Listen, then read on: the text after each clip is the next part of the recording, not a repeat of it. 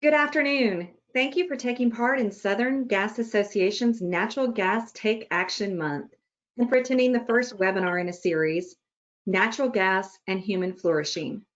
We hope that everyone is safe and healthy during this unique time, and we appreciate your commitment to helping us change the narrative around natural gas.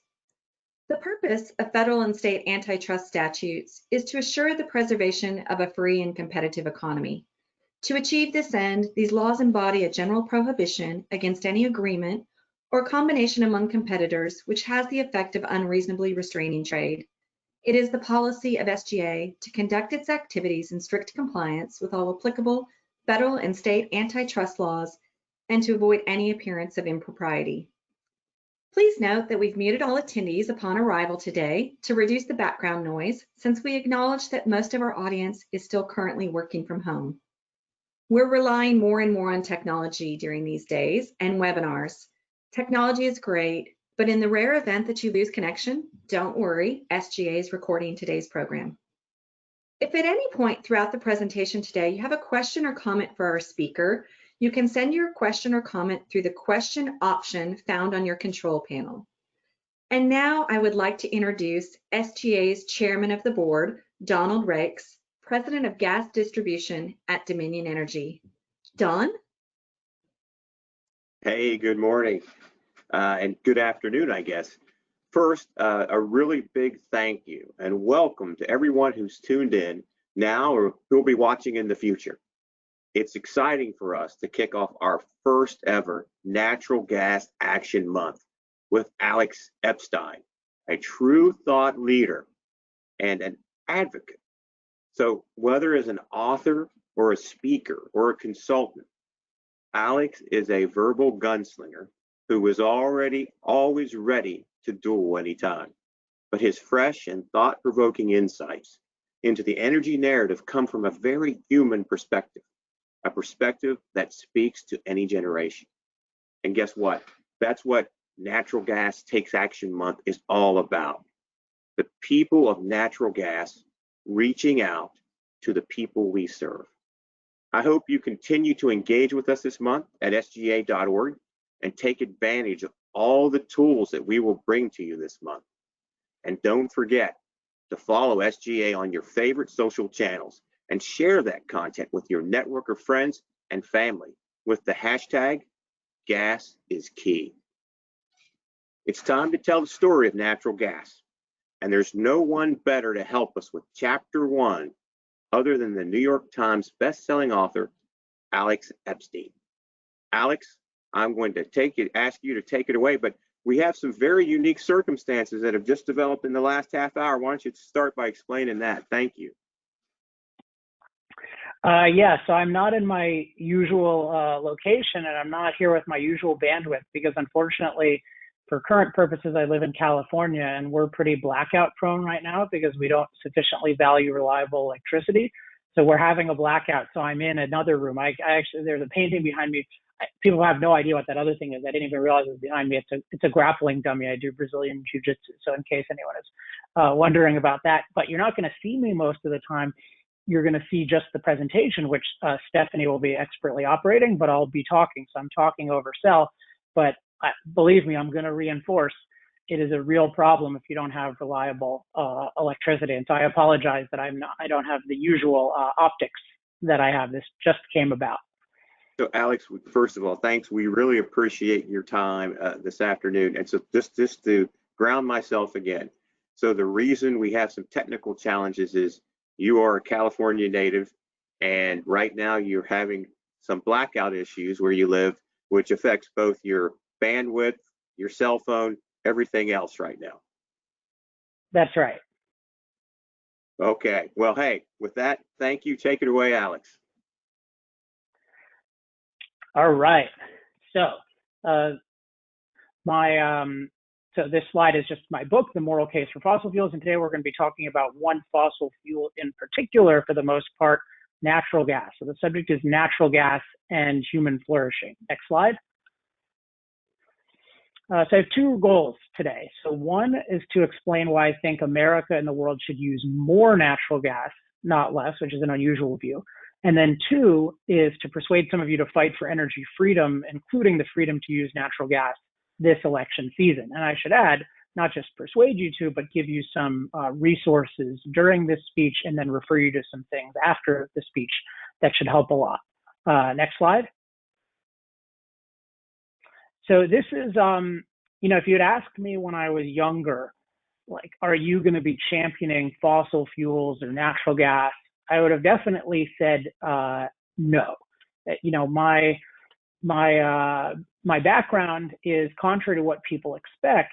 I have had no connection to the fossil fuel industry. I didn't know anyone in the fossil fuel industry when I was coming up with my views. I don't come from a pro-fossil fuel area. I come from a place called Chevy Chase, Maryland. I've lived in California for the past 15 years. I haven't lived in any pro-fossil fuel places for very long. I have no family in the industry. But I have, nevertheless, and I'll explain why in a minute, become a really big champion of fossil fuels in general and natural gas in particular. And since I'm going to be asking you to stand up and fight, which can sometimes be difficult, I thought I should say that I practice what I preach. So I just wanted to play part of this video. This is me at the largest anti-fossil fuel rally in history, the People's Climate March, where there were 100,000 people against fossil fuels. And then I was going to give a contrary view. So can you play the video and I'll tell you when to stop?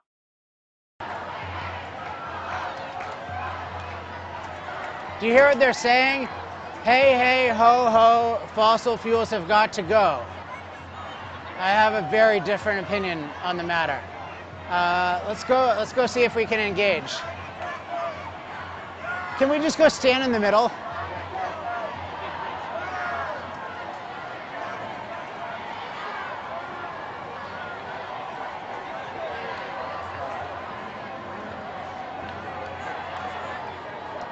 It gives you like a good background.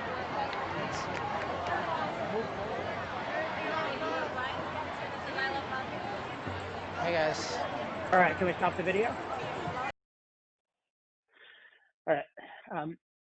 So yeah, this is an interesting situation. I'm not necessarily recommending that you do this now, particularly because I think the world's a little bit more dangerous than it was a few years ago when I did this. But I definitely think that it's necessary to be a champion. And I think that, I've come to believe in the value of fossil fuels and natural gas so much that I've been compelled to do things like this. Next slide. And so often I get the question of like, what is prompting you to do this? And I mentioned it's not any of the usual ways. Next slide. When I was young, I was being taught that the ideal, I don't know if you guys can see the one with the electric car, the next one, maybe. Yeah, this was my energy education. I was taught that we need to get off fossil fuels and replace them entirely with renewable energy, including things like a solar car. And I came to totally disagree with this and champion the opposite, or at least champion fossil fuels as a key source. And the key reason is actually that when I was 20, I decided that for a living, I wanted to do what people consider the most useless profession. At the time, I was a computer science major at Duke University, and I told my advisor, I actually want to be a philosopher, which that's considered the most useless subject in the world. Next slide. And just to give you an evidence of how useless people think it is, I was testifying in front of the Senate Environment and Public Works Committee in front of my senator at the time, Barbara Boxer, and she explained to me why a philosopher had no business talking about energy, and then I explained to her why I thought one did. Can you play the video?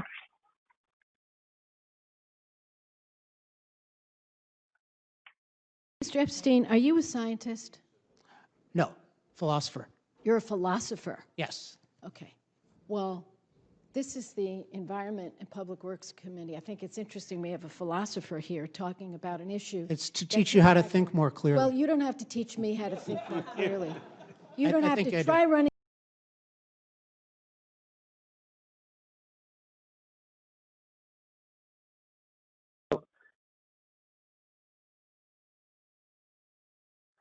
Did the video play through? Sorry, I didn't see it, although I'm very familiar with what was on it. Yes, it did. Okay, perfect. So when I said, to teach you how to think more clearly, it's not like I didn't have that planned. That's just the way I think about philosophy. Next slide. So I consider philosophy actually the most practical subject. That's actually why I went into it. And a way I think about this is philosophy is all about frameworks. So I have this picture here of the framework of a building. And in the realm of the physical, the framework is the starting structure that everything else is based on. So the framework that you set at the beginning influences everything else about the building. And I think that just as a physical framework influences physical things, so a mental framework influences mental things. So for example, next slide. One aspect of our framework is our thinking method. So how do we go about thinking about different alternatives? And one thing I believe about thinking methods that I think most people believe, but it's not consistently practiced, is that when evaluating any issue, we need to look at the full context, which means we need to weigh carefully the benefits and side effects of every option. So we have here antibiotics. So you think about, you're considering taking an antibiotic, you have to think about, okay, what are the benefits of this antibiotic? What are the side effects? And then you have to compare those to the alternatives of other antibiotics, other remedies, of doing nothing, and then you make the best decision. But what I noticed is that when people were talking about fossil fuels, they weren't looking carefully at the benefits and the side effects with fossil fuels. They just tended to look at the side effects. So you think about something like the procedure fracking for natural gas, and you think about that, and do you ever hear any positives about that from most mainstream sources? No, you only hear negatives. And yet when you hear about something like solar or wind, you only hear about positives and you don't hear about negatives. And I didn't know what the truth was about energy, but I knew that if we had this kind of bias where we were only looking for negatives of some sources of energy and only looking for positives for others, we were guaranteed to make bad decisions. So I decided, well, I really want to I want to know what the truth is when you weigh the benefits and the side effects. This goes to another issue of framework, which is on the current slide, which is values. A lot of what determines the way you think and the way you communicate is what your values are. So I'll give an example outside the field of energy that I think illustrates this. So you take something like animal testing, and animal testing particularly for medical cures. Animal testing has been vital for many medical cures, and it's still used a lot today. And there are some people, including scientists, who think animal testing is immoral. And I don't want to go into whether that's right or wrong. I do think it's a wrong view that it's immoral, particularly in those cases. But what's going on is they're valuing the animals equal to or greater than they're valuing the humans whose lives would be saved. And so you can think of that as their standard of evaluating things, or their standard of measuring value, is not human life. It might be all organisms are equal, or all animals are equal, or some even like animals more than they like humans. But it's important that the values shape the conclusion. So a scientist who says, I'm against animal testing, it might be that they know animal testing is good for humans overall, but they still think it's bad because they don't think it's right to value humans as the primary. And I just want to make clear that I do value human life as the primary. I think that influences my thinking a lot. So when I'm thinking about the planet, and we talk about the planet, I think of the best planet as the one that's the best possible place for human beings to live. So I think of it as like, I want the most human-friendly planet. And that means things like buildings and roads and farms. I think of those as generally very good things. I think of that as making the planet into what you could call a better human environment. I also think it's great to enjoy nature and, of course, to have clean air and clean water, but it's all about having a human-friendly environment. And that's because my top value is human flourishing, which means human beings living to their highest potential. And one thing I noticed in the discussions about fossil fuels and other issues is people weren't clear on whether their top value is really human flourishing, because sometimes they would say, well, no, I want to minimize my impact on the planet. I want the planet to be as green as possible.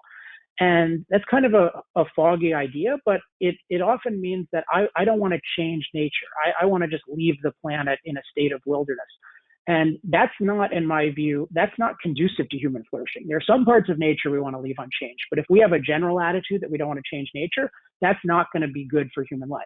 And so when I'm it was important to me, and it's important for me to emphasize now, that when I'm thinking about this, I'm thinking of it as the goal is human flourishing, including a human-friendly planet, and I want to weigh the benefits and side effects of continuing fossil fuel use, including natural gas use. And I think the reason I'm stressing this so much is I think that the framework is really the thing that shapes how you think and how you communicate. And I think it's important in talking about these things to really stress how much we care about human flourishing and also how committed we are to looking at the full context. Next slide. So I have 3 ideas in the next half hour or so that I want to get across. So, and the overall idea is that I think the benefits to human flourishing far, far outweigh the side effects. So one is that for decades to come, hydrocarbons, so fossil fuels, but hydrocarbons is a more technical term, including natural gas, will be by far the lowest cost source of reliable energy. I want to emphasize that particularly because I'm currently suffering from unreliable energy for billions of people. Then reliable, low-cost energy empowers people to use machines to improve every aspect of their lives, including environmental health and safety. That's going to be really important. And then 3 is billions of people around the world need far more of the reliable, low-cost, scalable energy that natural gas and other hydrocarbons provide. Next slide.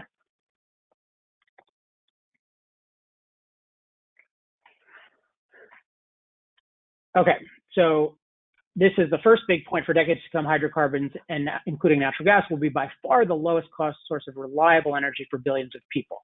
Okay, next slide and then next slide. So this is just going to be 3 facts that really shaped my perspective about our energy choices.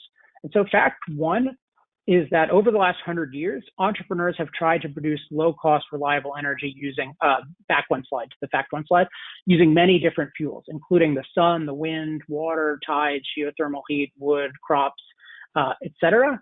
And it's important because there's this idea that fossil fuels are old and other forms of energy are new. But actually, most of the forms of energy have been around a long time, and they've had a long time to compete.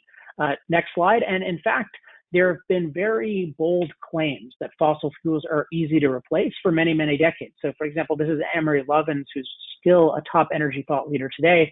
He was arguably the biggest energy star of the 70s.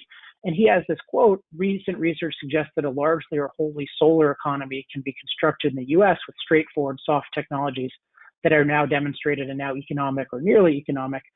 And yeah, that sounds like something you could hear today, but this is actually 1976. And let's go to the next slide. If we look at, there have been a lot of competitors, and there's been a lot of history of claiming that competitors are going to outcompete hydrocarbons, including natural gas.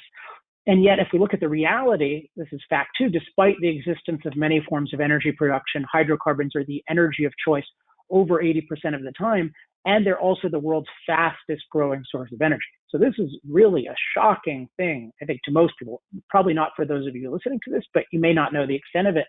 80% of the time, so that means coal, oil, gas combined, that's more than 4 times more than every other source of energy combined. And it's still the fastest growing source of energy in absolute terms, which means more new units of energy, or I like calling energy machine calories, were added using fossil fuels than like solar and wind. And that's surprising to people, but it's definitely true as of the latest data that we've had. So there's something that fossil fuels, and you look at natural gas, that's the fastest growing thing, right? That's the fastest growing source of energy in the world. So there's something that fossil fuels in general, natural gas in particular, they're doing well that other things really struggle to do well. Next slide. And actually an insight in this, don't play this yet, but an insight into this I got years ago when I was watching Saturday Night Live, and Jimmy Fallon had this point, and he made a joke about a form of renewable energy. Now, it wasn't renewable energy from the sun or the wind, but it was renewable energy from hazelnuts. And I had this idea that, oh wait, the sun and the wind are free, so it should be easy to make reliable, low-cost energy from them. But this, when he said this, it made me think about it in a different way. So play the clip.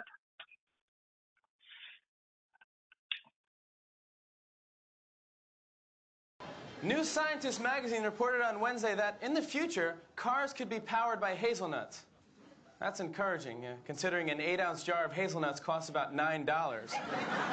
Yeah, I got an idea for a car that runs on bald eagle heads and Fabergé eggs.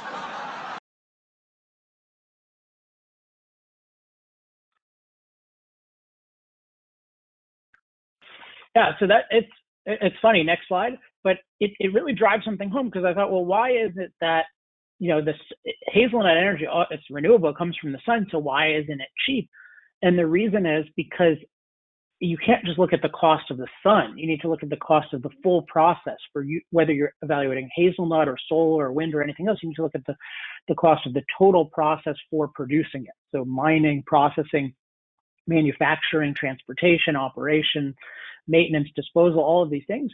You have to look at that total process. And I found that when people were looking at different forms of energy, they weren't always looking at the total process. And they didn't appreciate that it's very hard to create low-cost processes for all the energy needs of billions of people around the world, especially things like heavy-duty transportation energy, and also, as I'll talk about in a minute, industrial heat or industrial process heat, which natural gas is particularly good at doing. And because people don't realize this, they don't appreciate, oh, wow, the reason that we're using fossil fuels is because energy producers have figured out, using fossil fuels, how to produce low-cost, reliable energy for billions of people, which is really, really hard to do. So next slide.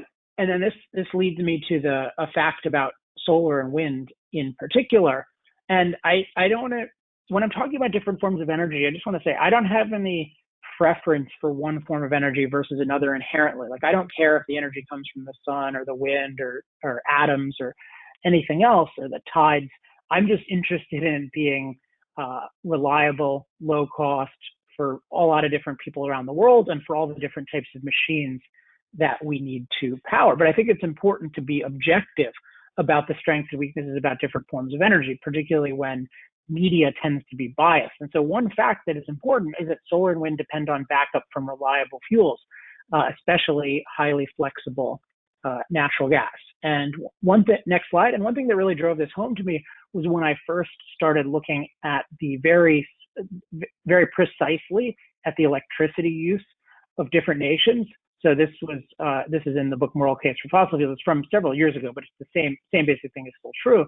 So you have the average electricity use in Germany, and Germany is considered a superstar of solar and wind. And then at the bottom, you can see in black there's solar, and then in gray there's wind, and then the peak of wind is them combined. And what you can see is that sometimes it is producing a significant amount of the electricity, but sometimes when it's dark and when the wind is calm, it's producing a very small percentage of the energy. And then what we need to realize is that if at any given time the percentage of solar and wind can go quite low, then it needs almost 100% backup from the more reliable fuels, including natural gas. And part of what's happening in California, I don't know about the specific blackout right now, but definitely what's been happening in general, is we've invested hugely in solar, which is, tends to be strong early in the middle of the day, but tends to fade in the afternoon and completely in the evening. And then we've been shutting down natural gas plants, shutting down nuclear plants. And what we've had is shortfalls in California, particularly when it gets hot and the wind slows down. And then our neighbors, we've been relying on them for a lot of electricity, but then if they have needs during heat wave, then they don't give us enough. So it's really important that it be reliable. And let's go to the next slide. And so let's talk about natural gas in particular, because natural gas is a very, very special form of fuel that obviously all of you are involved in. And I just want you to appreciate what's so remarkable about natural gas in particular. So let's start off next point with reliable and ultra flexible. So reliable means it's available on demand when needed in the quantities needed. And so natural gas, assuming you have sufficient pipelines, is really, really valuable. One huge issue right now that we need to champion is to have pipelines so that we can have reliable natural gas, because it's not as dense as coal or oil or nuclear, so it's not as easy to store a huge amount at once at a power plant. But if you have a good network of pipelines, then you're basically just storing it in the ground, and then it's ultra reliable even long term. And it has this attribute of being ultra flexible. So part of reliability is you get as much as you need when you need it, and natural gas is by far the most efficient fuel for cycling up and down. Now that's particularly relevant the more and more of these intermittent fuels that we're using. So if we're using the sun and the wind, natural gas is completely essential. And really the way we should be thinking about modern solar and wind is they're not solar and wind by themselves. They're really solar gas or wind gas. And it's really important for people to realize that to the extent they want to use solar and wind with anything resembling current technologies, they have to use natural gas. Battery prices are just totally in a different universe to be competitive in terms of backing up what's needed for solar and wind in a significant way. Okay, next point. Low cost. So this is crucial because the lower cost energy is, the more of it we can use. And thanks largely to the shale revolution, including fracking, natural gas has become extremely low cost over the past decade. And that means that people derive all sorts of benefits. And I'll talk more about that in the second big point. Next one is scalable. This is a crucial one because it's not enough that you can produce energy at low cost for a few people. We have billions of people in thousands of places around the world who need energy, and natural gas is quite good at scaling. It's particularly good at scaling in a country that has a lot of natural gas and good natural gas infrastructure, and it's getting even better as we get better at liquefying natural gas and moving it around the world. Next one,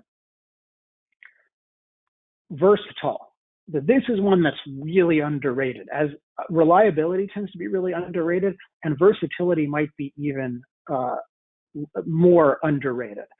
So, because if you think about the types of machines that we use energy to power, we talk all the time about electricity, but electricity is something like 30% of the world's energy. Most energy is not electricity. A lot of it is transportation, where electricity isn't the most cost-effective thing, things like cargo ships and airplanes. And also a lot, which I'll talk more about in a minute, is what's called industrial process heat. And so much of the world we live in today is made possible because we can heat materials to really hot temperatures and fashion them in valuable ways. So you think about steel, cement, all the different amazing synthetics, which are of course made of natural gas and oil, which I'll talk about in a second. Like all of these things require generating large amounts of heat, and that's really, really hard to do. There aren't many things that can do it well. Natural gas is incredibly good at industrial process heat. And then the last one is clean.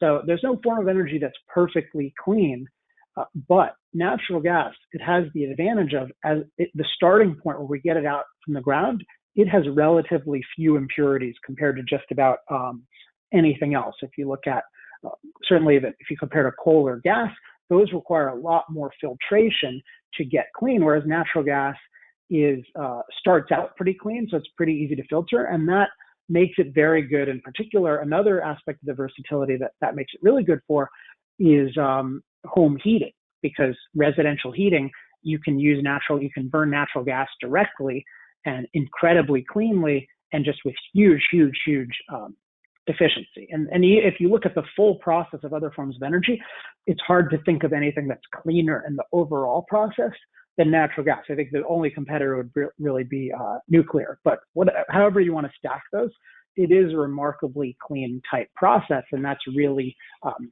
underappreciated. Now, there is the issue of CO2, which you can ask about in the question period. That is an issue. And so natural gas produces about half the amount of CO2 as coal, does produce more CO2 than something like nuclear and more than solar and wind, although those produce more CO2 than people think, because they always need to be coupled with gas, plus there's a lot of mining and other CO2 intensive things involved in them. Next one. So then in addition to these 5 attributes as energy, it's important that natural gas is also involved in all kinds of different synthetic products that we use. Just think about what's been going on with COVID-19 and how natural gas has been involved in that. So on just the synthetic side, you just go to a modern hospital, how many of the materials there are made of plastics that are derived from natural gas or oil? The masks are being made from this, in other fields, artificial hearts, all kinds of artificial limbs, just all the equipment, all the sanitation. It's just amazing how much stuff is made out of the raw materials of natural gas. And then, of course, the energy is vital, which I'll talk about in a minute.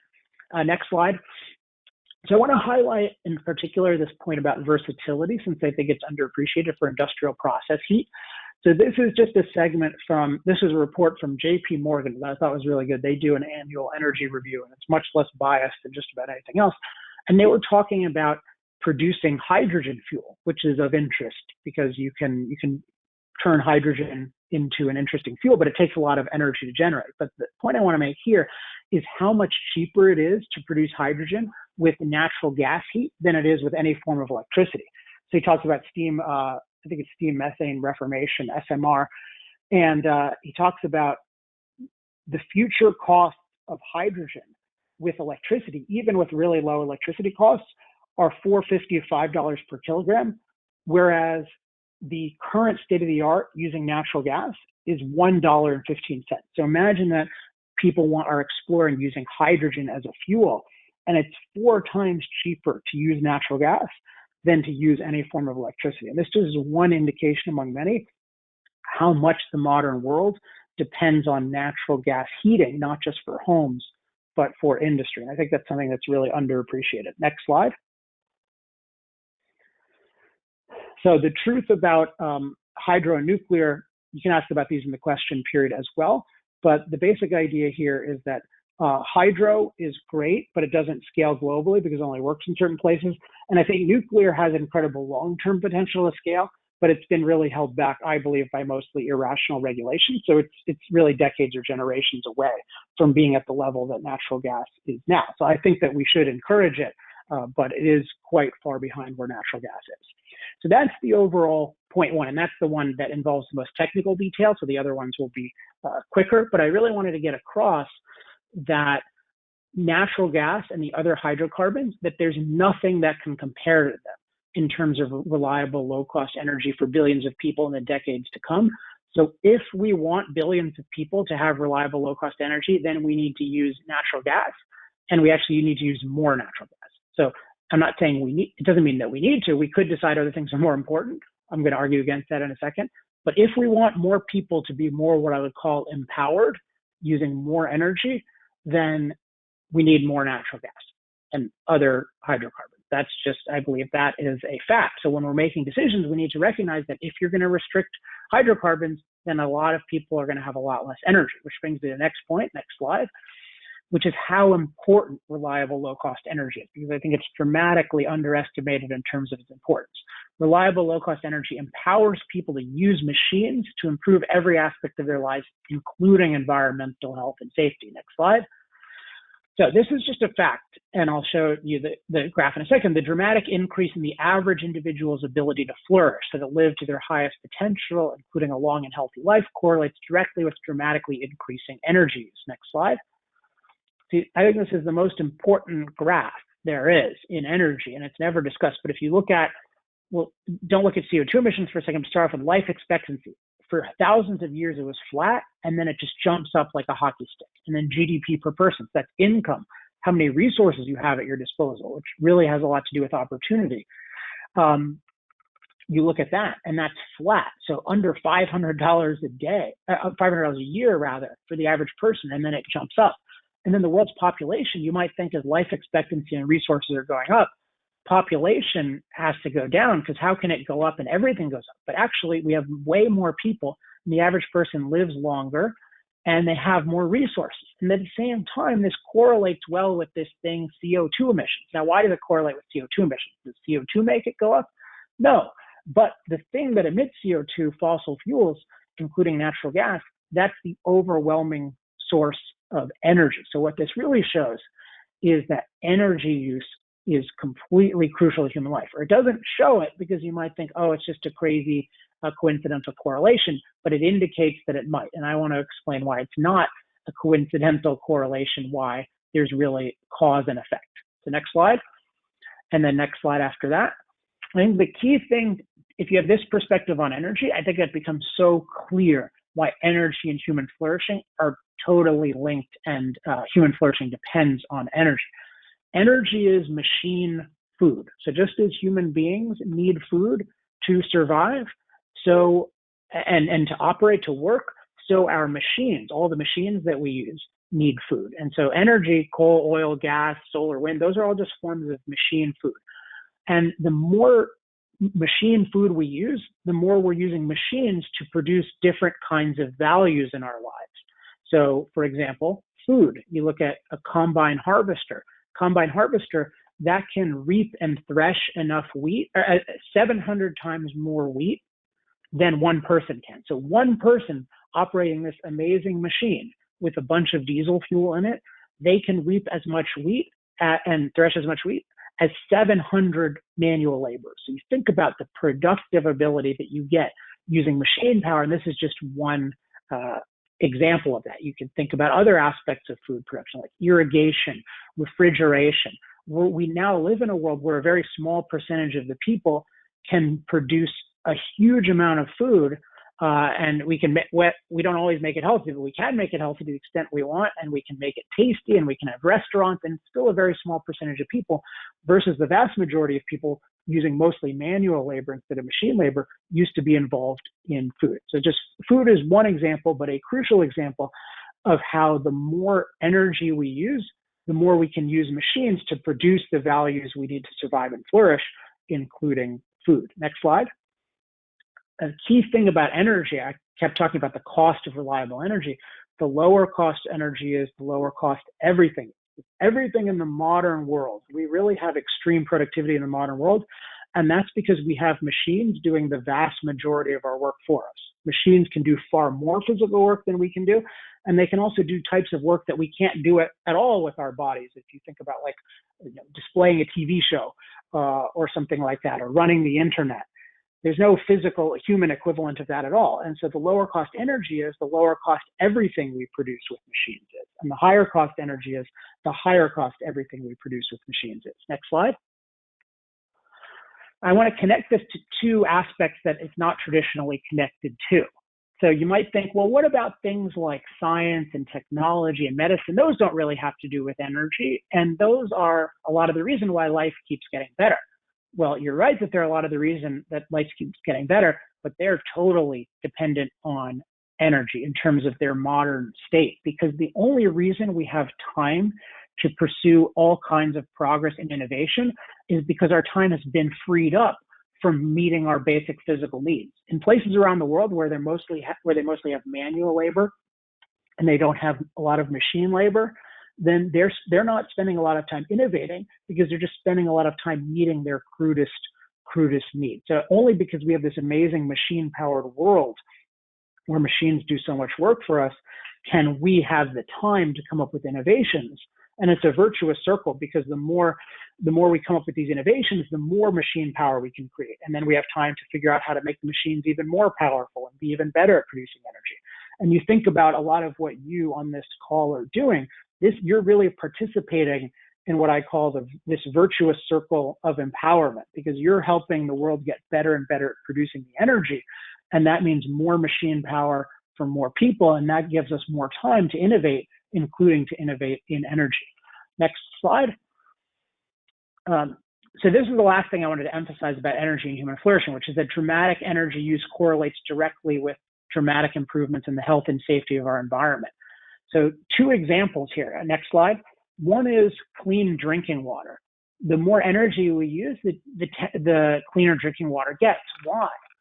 People think of energy as just something that contaminates drinking water, but no. Energy, the primary thing energy does to drinking water is it helps us produce clean drinking water. Nature doesn't give us abundant Evian and Perrier wherever we need it. It gives us water that's often very dirty, so we need machines to purify it. And it gives us water that's often very distant. We need machines to pump it. As a natural gas and other forms of energy are crucial in making energy clean. Water, hear all about this water contamination. Nature is by far the biggest contaminator of water, and human beings purify it. Now, I'm not going to talk too much about climate, but I want to make one point about energy and climate that's crucial if we're going to make any kind of good decisions, which is that energy actually makes the climate far safer. So there's a whole question of what exactly do CO2 emissions do in the atmosphere, and I do believe they have a warming impact on the atmosphere. But a huge part of what makes us safe from any climate, whether it's any changes that have occurred so far, the climate of the past or the climate of the future, is having a lot of energy. So I want to show you something where, in the next slide, this is something that really shocked me. This is a slide that tallies how many people are dying from climate-related causes like storms and floods and heat and cold. And it turns out the number of deaths, or the rate of deaths, of climate-related deaths, has been plummeting over the last century as we've been using more and more energy and emitting more CO2 in the atmosphere. Why is it? It's not because the CO2 made us safe, but the energy makes us safe. The energy allows us to build sturdy buildings. It allows us to power amazing heating and air conditioning systems. People used to spend hours a day just getting enough wood to keep themselves warm. And this still happens in the poor parts of the world. People are spending hours a day gathering wood, gathering animal dung, burning it with all sorts of air pollution. That's what a natural manual labor life is like. And so when we're thinking about how do we reduce CO2 emissions, other kinds of priorities like that, we have to recognize that if people are going to be safe from climate, they need reliable, low-cost energy. So we can't do anything policy-wise, I believe, that's going to make energy a lot more expensive. That for me is a non-starter, because that's going to make us more endangered from climate. That's going to make everything else. Worse, to the extent that energy prices go up. Go ahead, 2 slides. So this is the conclusion of the first 2 points, is that our amazing standard of living, including our environmental quality, depends on reliable, low-cost energy on a scale we can only right now and for the foreseeable future get from hydrocarbons/fossil fuels. The next slide, and then this is my final point, which is a quick point, but is a crucial point, and I think it's a crucial point to talk about, which is that I've talked about the benefits of hydrocarbons and reliable, low-cost, scalable energy, but I want to highlight billions of people around the world need far more of it. And that's going to mean they need far more natural gas, among other things. So next slide. And I really want to hammer this home. 3 billion people lack reliable, low-cost energy. It's even worse than that. I mean, 3 billion people use what we'd consider basically no energy by our standards. Next slide. So 835 million people have no electricity at all. And the next slide, 2.7 billion are relying on biomass for cooking and heating. So that's wood and animal dung, with all the negative consequences I just mentioned.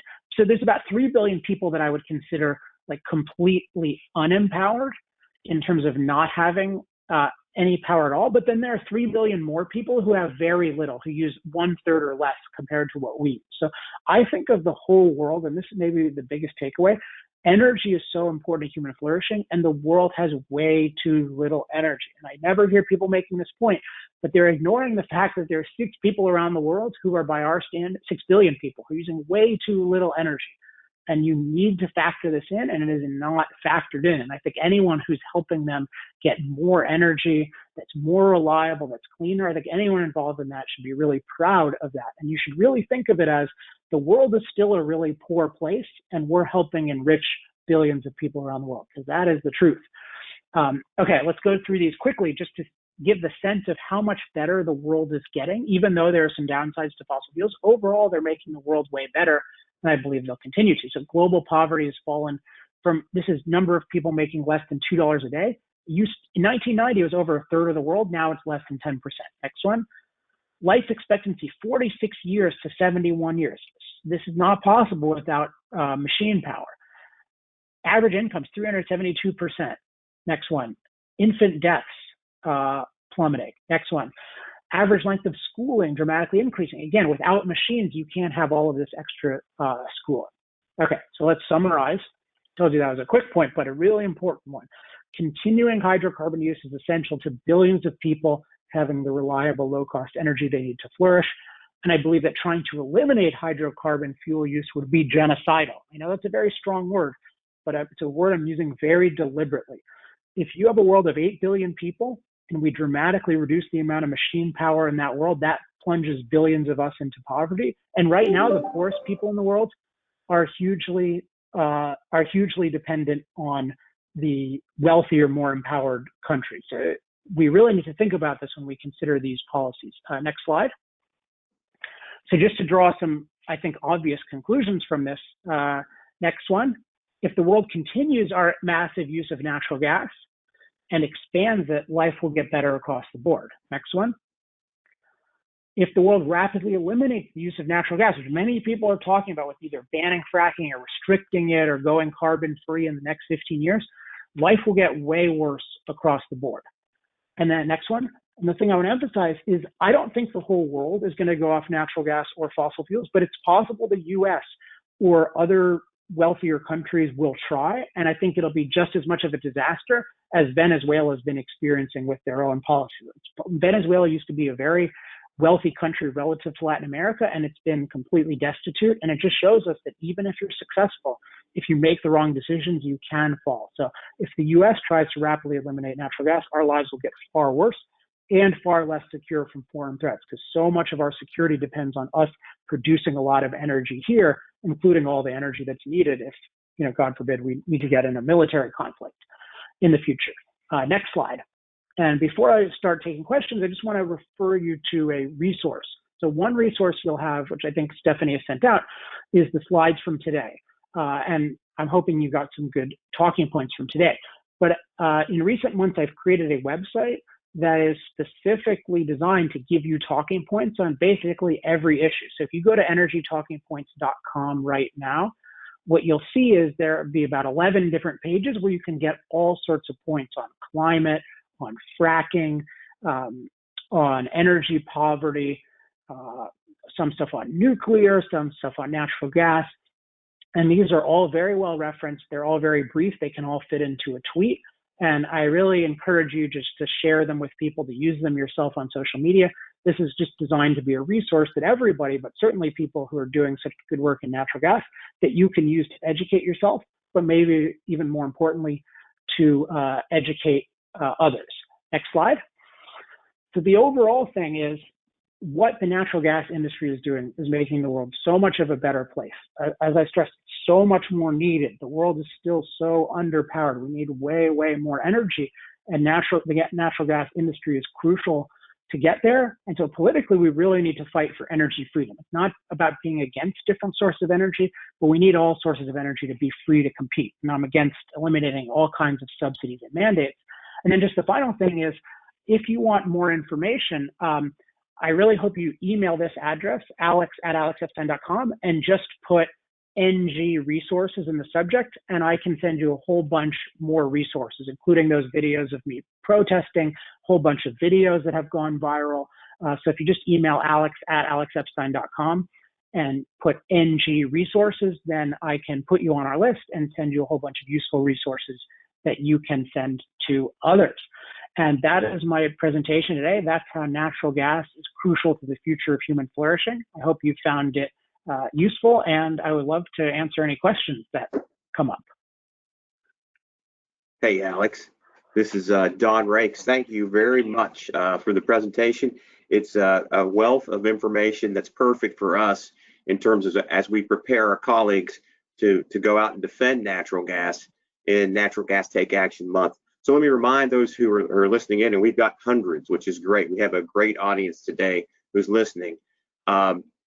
You have the ability through the dialogue box to ask questions. We have one already. And so, Alex, we appreciate you answering a few questions. You mentioned about energy freedom was one of the last points you talked about. Our first question that came in is, hey, in terms of energy freedom, you have communities and even states considering banning natural gas. In fact, the Sierra Club is very active out in trying to get communities to pass these types of ordinances. How should we respond to that? How do you suggest we respond to that? Well, I mean, so part of it is just explaining how valuable natural gas is and how destructive these things would be. But then positively, I think you have to say, look, we're all for other forms of energy for electricity, but those people who produce those need to be free to, they have to compete freely on the market. Like they have to offer me a better value in terms of, electricity versus natural gas. But natural gas is the best value. So it's the best value for people for heating, often for cooking, as I mentioned, for industry. And the other thing I would point to is I would really point to California right now. I think it's a powerful example because we've been banning natural gas for certain uses in different parts of California. And what we're showing is that when you have this government dictating what forms of energy are allowed to exist versus consumers choosing it, you have higher prices and you have blackouts. I think you should but part of it is also that with what I've shared today about the value of a human life, you should have more confidence in just, I'm doing something really good. You should definitely not be banning this. This is crucial. And maybe one more perspective that people can check out on energytalkingpoints.com. There's one on CO2 emissions. I think it's important when we're talking about CO2 emissions to recognize that the global trend, people around the world are increasing CO2 emissions, whether we like it or not, and are going to continue to. China and India are building hundreds of new coal plants right now. That's just a fact. And there are reasons why they're doing it, and I actually think they should be. But whether you think that or not, any policy that is ruining Americans' lives on the grounds that they're somehow going to eliminate CO2 emissions around the world, that is a lie. They're not going to do that. So the question is, if you care about CO2 emissions, what's a constructive way to deal with that? And I think the only answer is really innovation. You need innovation and different kinds of lower carbon forms of energy so they get more and more widely adopted. But that actually means more natural gas right now, and also what I call decriminalizing nuclear. But the idea of you're going to lower CO2 emissions by restricting natural gas in the US, that's not going to happen at all. Yeah, I appreciate your perspective. I know that I've talked to a lot of industry people, and what I see also on the ground, on the front lines, is several states are now passing exactly what you're talking about, freedom of energy, so that communities can't go in and just say, we won't do natural gas. The other thing I see is there are cooperation agreements being signed where natural gas companies go into a community and say, hey, we want to talk to you and have a dialogue and help provide you information so you can make a good decision. We want to cooperate you. So those things seem to be working. I've started and they're working well. So we only have a few minutes left. We do have some more questions. One of the questions I wanted to ask you, though, is you've talked to many people, and what I would encourage people to do is, first of all, get the book, okay? The Moral Case for Fossil Fuels. It's a good book. Also, go to YouTube and look up Alex Debate, because Alex is all over the place in the debates. So what are just the three messages in your elevator speech that you think resonate the most when we talk about fossil fuels? You got that 2-minute elevator speech. Well, it's pretty close to the 3 points that I made here.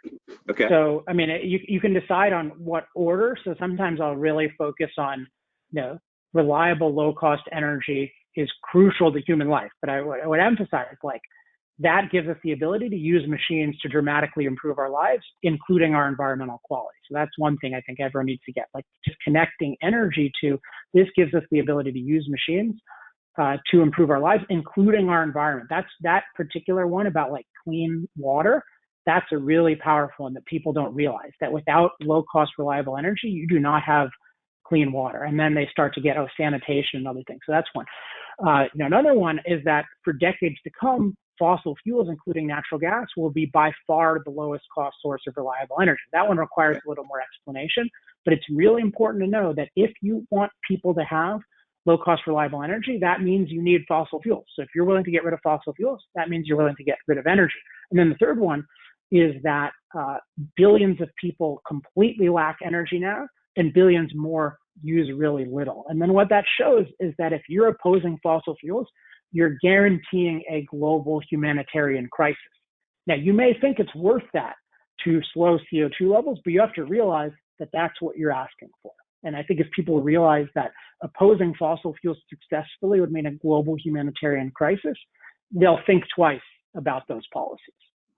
So it's very thoughtful, the presentation you made, your answers. So one of the questions is kind of around, all this makes sense, but you have the extreme activists saying, no matter what, the world's going to end in 10 years if we don't get rid of fossil fuels now.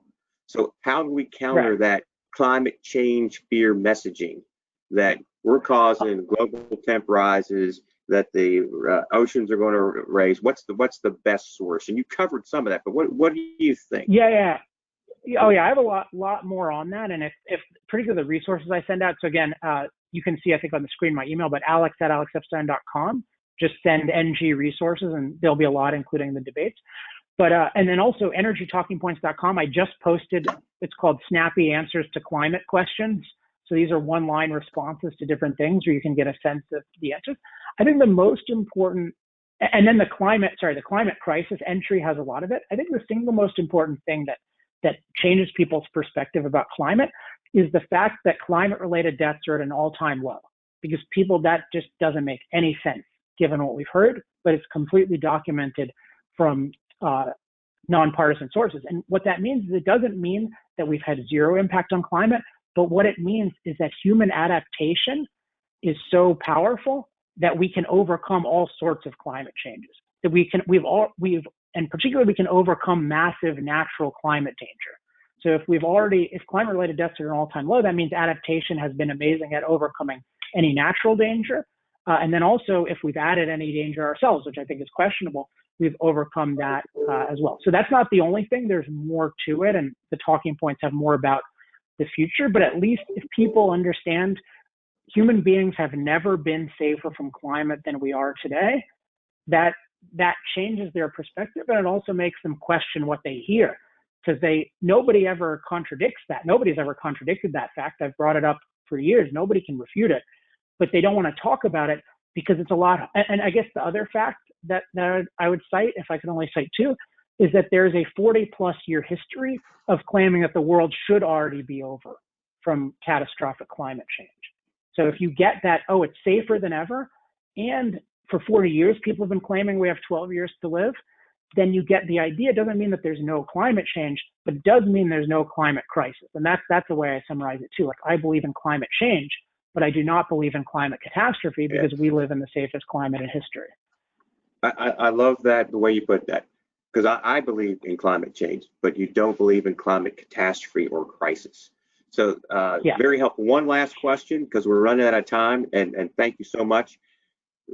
We get a lot of misinformation. One of the questions that we had was, where can one get accurate numbers to compare the levelized costs of different forms of energy? Where's the best source to get that? Because you see a lot of different numbers. Oh, wow. This is a good question. Again, I'd encourage people to email me and with NG resources. I just did an episode, and I can make a note to send this out. I just did an episode. Actually, if you search it on, search my YouTube, youtube.com/improve the planet. Right now, the most recent video is about this. It's a podcast I did called Rigged Against Reliables. And it's all about electricity pricing and how today's markets are distorted. Levelized cost of energy, the short version, is a very, very distorted statistic because it does not factor in reliability. So I mentioned that the cost of energy is the cost of the total process to produce it. And unfortunately, when they're using the intermittent sources like solar and wind, they don't fully factor in all of the reliable power sources that have to be included in the cost because they depend on it. And so there's the guy I had on yesterday, his name is Tom Stacy, S-T-A-C-Y. And if you look up Tom Stacy levelized cost, he did a really good report, I think the best report for the Institute for Energy Research, where he specifically tries to objectively calculate levelized cost of electricity using reliability factored in. But I would just say that in general, almost everything said about electricity prices is fraudulent. Because it does not look at and that's a mean statement to make, but there's this huge bias against not factoring in reliability and unreliability, and I consider it basically energy accounting fraud. So that's a mean way to end. But the nice thing is that energy is amazing, and everyone involved in it and expanding it should be very proud of themselves. But you do have to be aware that there is a lot of manipulation and dishonesty used to deny the fact that hydrocarbons are absolutely crucial to the future of energy. Yeah. Well, Alex, thank you very much. We've run out of time. We have lots of good questions, but thank you very much. We appreciate also you being able to share with us the wealth of information that you have on your website and other places. So thank you very much. You gave us a lot of very good insights into energy and also just into the thought landscape. Thanks for being an advocate of natural gas. It's a perfect start for our Natural Gas Take Action Month. So now more than ever as an industry, we have to get out and we have to be counted in terms of the real facts around natural gas. And our goal this month is to give our colleagues, and I want to thank everybody who joined. There's, I think, close to 400 people who joined, to give our colleagues the ability to have a thoughtful, diplomatic conversation and be an advocate for our industry. So whether you're online or inline, you have the tools that you need.